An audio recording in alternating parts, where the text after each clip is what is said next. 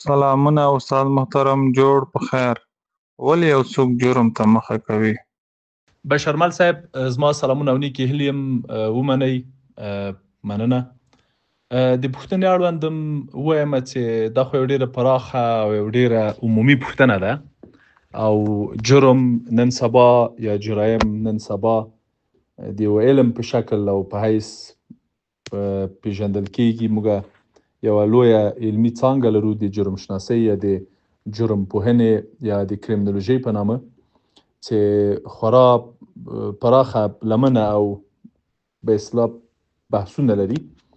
خو په عموم کې یا په ټوله کې که ووایم هغه څه چې د جرم شناسۍ یا کریمینولوژۍ او ارواپوهنې ترمنځ ګډ دي یا دواړه وخت نه وخت څېړنې پرې کوي او په اصطلاح نتیجې ته پرې رسېدلي دي.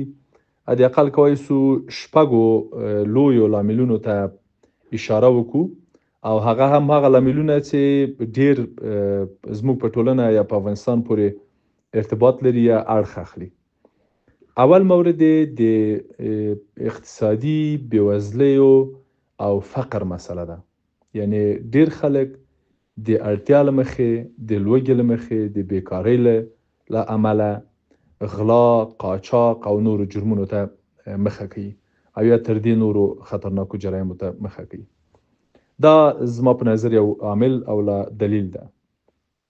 دویم ناپوهي یا د تعلیم نشتون ده یا کمزوری تعلیم ده چې دلته دا معنا ورکوي چې هغه فرد یا شخص چې له اخلاقي اړخه کمزوری یا د قانون په اړه پوهاوی ونه لري د دې لامل ګرځي چې جرم ته مخه کړي او د جرم له پایلو نه خبر نه وي.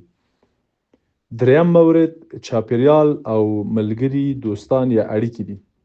که یو څوک په داسې یو چاپیریال کې رالوی سوی چې هلته جرم عادي، نورمالي، عامي او ډیري نو هلته بیا جرم ډیر جرم نه ګڼل کیږي. د بیلګې په ډول زه تاسو ته د تورخم او د اسلام قلعه او د نیمروز سرحدونه در یادوم یا کله ناکله د چمن بولدک سرحد. تاسو چې کله دلته لاړ سئ تاسو به هلته وګورئ چې د دغو سیمو خلک یو ډول په یو شکل د اشکالو غیر قانوني کارونه ترسره کوي، حتی نسل تر نسله په ځینو جرایمو باندې لاس پورې کوي. مثلا ځینې شیان قاچاقي یا دې خواته افغانستان ته راړي یا هغې خواته ګاونډیو هیوادو ته اړوي او دا د دوی په اصطلاح اوس یوه دنده وظیفه ګرځېدلې ده. همداسې نور سیمې درته ښودلی شم چې هلته مثلا نشي توکي کرل کېږي یا په اصطلاح جوړېږي یا فابریکې او شیان لري. یعنې دا نور زیاتي دوی ته عادي ده. یعنې په دغو سیمو کې کیدای شي ډېر خلک فکر ونه کړي دا کار د دوی بد ده یا اشتباه ده یا غیر قانوني ده یا جرم ده. دا هم یو دلیل ده. یا په ځینو مواردو کې ملګري مثلا نشي توکو ته نور ملګري هڅوي یا ځینې چارې او کارونه ترسره کوي او هغه چارچاپیر ملګرو ته جرم او جنایت نه ښکارېږي. بل مورد ستونزې دي، هغه خانداني یا په اصطلاح قبایلي یا قومي یا کورنۍ ستونزې او تاوتریخوالي دي، لکه تربګنۍ، لکه د تربرونو ترمنځ ښکېل کېدل یا په ځمکو یا په جایدادونو باندې دعوې او دنګلې.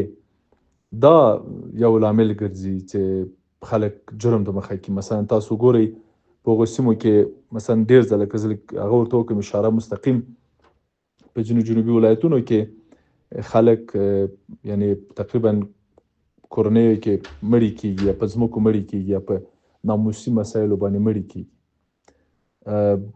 بل دلیل هم چې پنځم دلیل راواخلم البته هغه رواني عاطفي ستونزې دي. ځینې خلک خپلې غوسې نشي کنټرولولی، خپل خفګان نشي د خپلو خفګانونو له اغېز لاندې راځي او په یو شکل د اشکالو جرم ته مخه کوي. وروستی او شپږم علت هم چې زه فکر کوم عامل ګرځي هغه کلتوري او ټولنیز فکتورونه یا دلایل دي.